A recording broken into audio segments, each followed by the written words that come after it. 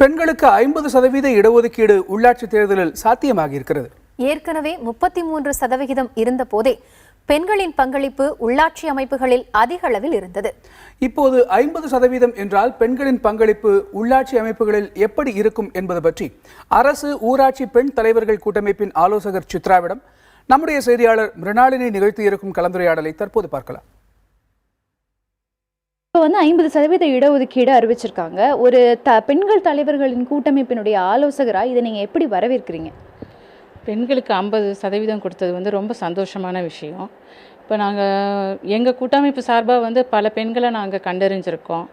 எங்கள் ஆய்வில் பெண்கள் நிறைய அவங்க பஞ்சாயத்தில் அவங்களுக்கு தேவையான செயல்பாடுகளை நிறையா செஞ்சு பல பஞ்சாயத்து கிராமத்தை நிறைய முன்னுக்கு கொண்டு வந்திருக்காங்க.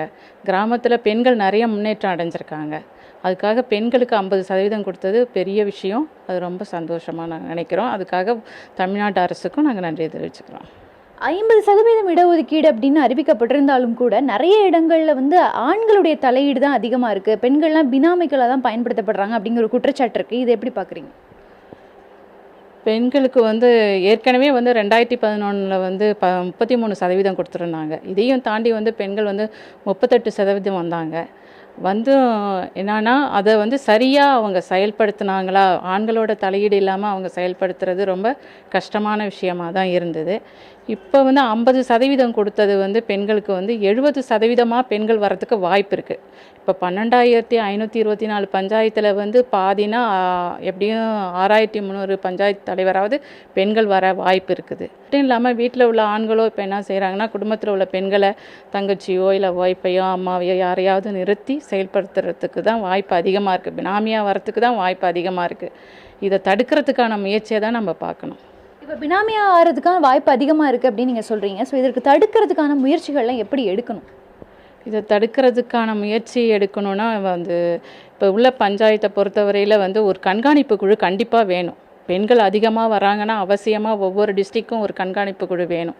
அப்போ தான் பெண்களோட செயல்பாடை அவங்க கண்காணிக்க முடியும். அதுக்கான பிரச்சனைகளையும் கொஞ்சம் சால்வ் பண்ண முடியும்.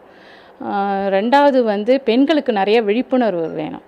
ஏதோ நிறுத்தணும் அப்படிங்கிறதுக்காக சில ஆண்கள் பெண்களை வீட்டில் உள்ள பெண்களை கொண்டு பஞ்சாயத்தில் நிறுத்திடுவாங்க. மற்ற செயலெலாம் நம்மளே பார்த்துக்கலாம்னு நினச்சி தான் நிறுத்துவாங்க. அது இல்லாமல் அவங்க சுயேட்சையாக செயல்படுறதுக்கு நமக்கு நிறைய பயிற்சி தரணும், விழிப்புணர்வு தரணும்.